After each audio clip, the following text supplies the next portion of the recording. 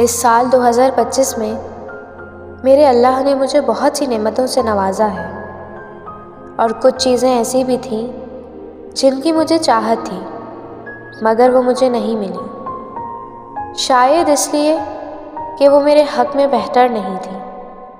تو جو میرے حصے کا تھا ہی نہیں تو وہ مجھے کیسے ملتا؟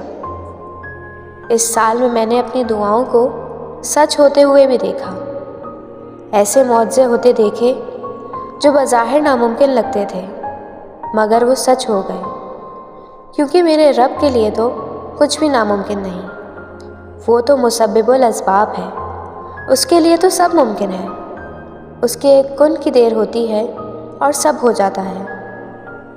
اس لیے سال 2025 میں اپنے رب کے دیے ہوئے ہر تحفے پر شکر ادا کرتی ہوں اور اس کے ہر فیصلے پر راضی ہوں، خوش بھی ہوں اور مطمئن بھی۔